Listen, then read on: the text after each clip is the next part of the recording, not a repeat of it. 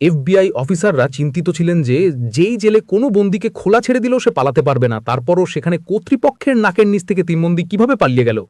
সবচেয়ে আশ্চর্যের ব্যাপার হলো পরের 10 ঘন্টা পর্যন্ত যেই কর্তৃপক্ষ তাদের পালানোর খুঁটিনাটি কিছুই বুঝতে পারেনি। শুধু এফবিআই নয়, তা 3টে শীর্ষস্তরের এজেন্সিও এই রহস্য সমাধানে কঠোর পরিশ্রম করেছিল। আমরা কথা বলছি এমন এক জেলাভঙ্গের যা গত 60 বছর ধরে শুধু রহস্যই ছিল না, বরং এখন পৃথিবীর জন্য একটা ধাঁধাও হয়ে উঠেছে। প্যাসিফিক আমি অর্পণ, আপনাদের স্বাগত রহস্য কথায়। মহাসাগরে এই ছোট্ট একটি আইল্যান্ড আছে যা মাত্র 22 একর জায়গায় বিস্তৃত, কিন্তু এখানে বিশ্বের সবচেয়ে বিপজ্জনক অপরাধীদের রাখা হতো। আইল্যান্ডটা সমুদ্রের মধ্যে এক বড় পাথরের ওপর তৈরি, তাই এটাকে দ্য রক বলা হয়। একদিকে এই আইল্যান্ড দিগন্ত জুড়ে মহাসাগর ঘিরে রেখেছে, আর অন্যদিকে অতিরিক্ত নিরাপত্তার জন্য এর চারপাশে 15 ফুট উঁচু বেড়াও তৈরি করা হয়েছে। যায় সার্জেন্টের 24/7 নজরদারির সঙ্গে, কারণ এটা প্যাসিফিক মহাসাগরের প্রবেশদ্বারে অবস্থিত। তীব্র বাতাস আর উঁচু ঢেউগুলো এই আইল্যান্ডকে সবসময় সশর্তে মাথায় রেখে 1934 সালে এটা ফেডারেল প্রেজেন্ট ঘোষণা করা হয়, যেখানে অতিরিক্ত নিরাপত্তা দেওয়া হতো। সংক্ষেপে বলতে গেলে এখানে যদি কেউ একবার ঢুকলো, নিজে থেকে বের হওয়া কোনোভাবেই সম্ভব ছিল না। এই জেলটা ছিল অসাধারণ নিরাপদ, কিন্তু 12 জুলাই 1962-এ লক আলকাত্রাসের নিরাপত্তার কড়াকড়ি ভেঙে গেল যখন 3 জন বন্দী চতুরতার সাথে নিরাপত্তাকে ফাঁকি দিয়ে পালিয়ে গেল। এই কাহিনীর চরিত্রগুলি হলেন জিম, জন, উইলিয়াম, 3 ভাই, যারা এক ব্যাংক ডাকাতির মামলায় এখানে আনা হয়েছিল। এরপর আছেন ফ্র্যাঙ্ক মরিস, যিনি 13 বছর ধরে আগে থেকেই অন আর অফ করার চেহারা দেখাচ্ছিল। এইটা আলকাত্রাস জেলেই ব্যাংক ডাকাতির জন্য রাখা হয়েছিল। শেষ পর্যন্তও হলেন অ্যালেন ওয়েস্ট, যিনি আগে অনেকবার অন্য জেল থেকে পালানোর চেষ্টা করেছিল। এই কারণেই তাকে ম্যাক্সিমাম সিকিউরিটির জন্য আলকাত্রাজে রাখা হয়েছিল। অ্যালেন ওয়েস্ট এই জেলে অনেক দিন ধরে আছে, তাই জেলের কম্পাউন্ড সম্পর্কে অন্যদের থেকে বেশি জানে। আলকাত্রাজ থেকে পালানোর আইডিয়া প্রথম 1960 সালে অ্যালেন ওয়েস্ট তার সঙ্গীদের বলেছিল। অ্যালেন জেলের ব্লক বিতে একটা লুপহোল খুঁজে পেয়েছিল, যেখান থেকে হয়তো তাদের পালানোর রাস্তা হতে পারে। সমস্যাটা ছিল যেই 4 জন লাঞ্চ ব্রেক বা অন্য সময় মিলে যেত, কিন্তু তাদের সেলস ব্লক বিতে ছিল না। তারা সবাই চেষ্টা করছিল ব্লক বিতে সরানোর জন্য। তাদের প্রথম টার্গেট তো পূরণ হয়েই গিয়েছিল, সবাই একসাথে ব্লক বিতে চলে গিয়েছিল। পরের 2 বছর তারা নিজেদের সেলসে যা খুশি করছিল, সেটা কারোর খবরই হয়নি। 12 জুলাই 1962 রুটিন মতো সকাল 7টায় জয়ের স্টাফ সমস্ত প্রিজনারদের জাগানোর জন্য বেরোলো। অ্যাসেম্বলিতে কাউন্টিং করা হলো, তখন 3 জন প্রিজনার মিসিং ছিল। তখন স্টাফ, আমি সব সেলগুলো আবার চেক করলাম। তখন ব্লকে অ্যাংলিন ভাই সহ ফ্র্যাঙ্ক মরিসকে তাদের নিজের বিছানায় ঘুমিয়ে থাকতে দেখলাম। তাদের এটা একদমই স্বাভাবিক লাগলো না, তাই যারা সেলের ভিতরে গিয়ে তাদের জাগানোর চেষ্টা করলো। ঠিক তখনই তারা দেখলো 3টা সেলের বিছানায় শুধু ডামি হেডগুলো রাখা ছিল। হ্যাঁ, 3 জনেই পালিয়ে গিয়েছিল, আর তারা সাবান, প্লাস্টার আর কংক্রিট মিশিয়ে তৈরি করা এই ডামি হেডগুলো রেখে গিয়েছিল। একটার হাত লেগে মাটিতে পড়ে ভেঙে গেছে, যাই ছবিতেও দেখা যাচ্ছে। এই দৃশ্য দেখে পুরো জায়গায় হকচকিয়ে গিয়েছিল, কারণ তারা বুঝেছিল যে বন্দীরা আইল্যান্ডের বাইরে যেতে পারবে না। পুরো আইল্যান্ড জুড়ে তল্লাশি শুরু করেছিল, কিন্তু কোনোভাবেই তাদের নাম বা ঠিকানা পাওয়া যায়নি।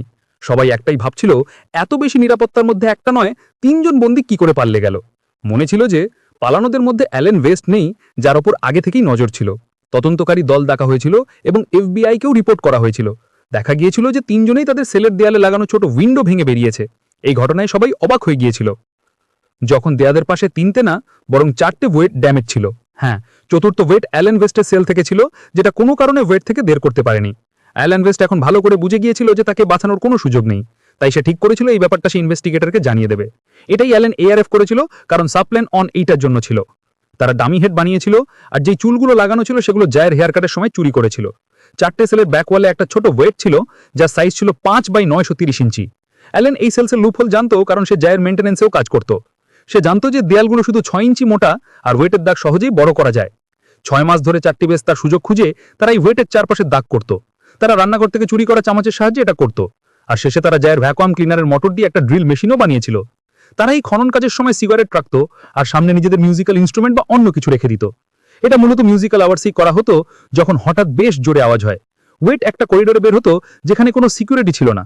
এখান থেকে একটা ড্রেন পাইপ সরাসরি ব্লকের ছাদে যেত, যেখানে তারা প্রায়ই মেইনটেনেন্সের কাজ করত। আলকাত্রাজে বন্দীদের বাগিয়ে রাখার জন্য তাদের মেইনটেনেন্সের কাজ করানো হতো। এই 4 বন্দীও মেইনটেনেন্স করতে ছাদে যেত, আর এই সুযোগে তারা তাদের পালানোর প্ল্যানের জন্য সব ছোট বড় জিনিস খতিয়ে দেখত। ছাদ থেকে তারা আরেকটা পাইপ খুলে নিচে নামিয়ে দিয়েছিল, এবং তারপর আইল্যান্ডের 15 ফুট বড় ফ্যান্স কাটে পালিয়ে দিয়েছিল। সে তার শারীরিক প্রস্তুতি শেষ করে ফেলেছে। রাবার রেনকোট জুড়ে একটা ফোলানোর মতো ড্রাফটও আগে থেকেই মানিয়ে রেখেছিল। এই রেনকোটগুলো জয় অ্যাডমিনিস্ট্রেশন থেকে দেওয়া হতো, যেগুলো তারা বিভিন্ন অজুহাতে জমা করছিল। তার পাশাপাশি রেনকোট দিয়ে নিজের জন্য লাইফ জ্যাকেটের মতো কিছু বানিয়ে রেখেছিল, যা হয়তো ড্রাফট কাজ করলো না বা পানিতে ডুবে গেলেও বাঁচাবে। তবে এফবিআইয়ের জন্য একটাই প্রশ্ন ছিল, পালানো বন্দীরা এখন কোথায়? তাদের চতুর্থ সঙ্গী অ্যালেন ওয়েস্ট জানিয়েছিল, প্ল্যানের হিসেব অনুযায়ী তাদের প্রথমেই আলকাত্রাস থেকে নর্থে এঞ্জেল আইল্যান্ড পার হয়ে মেইনল্যান্ডে নামতে হয়েছিল, যেখানে নিরাপত্তা প্রায় শূন্য। সেখান থেকে তাদের একটা গাড়ি আর কিছু কাপড় চুরি করতে হয়েছিল। আলকাত্রাসের চারপাশে মেইনল্যান্ডগুলোতে গোছালোভাবে তল্লাশি করা হয়েছিল, কিন্তু চুরি বা ডাকাতির কোনো রিপোর্ট পাওয়া যায়নি। অসম্ভব নিরাপত্তা এড়িয়ে পালানো ব্যবসাটি সমুদ্র শোষে নেয়।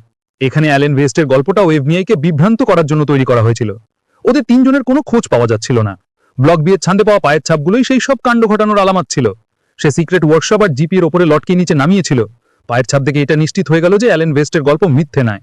এখন এসবিআই এর পাশাপাশি কোস্ট গার্ড, প্রেজেন্ট ব্যুরো আর ওয়ো মার্শাল সার্ভিসকে ওই কেসে যোগ দিয়ে সমুদ্রে বন্দীদের খোঁজা শুরু করলো। কিন্তু তাদের কাছে গল্পই শুনতে পেল।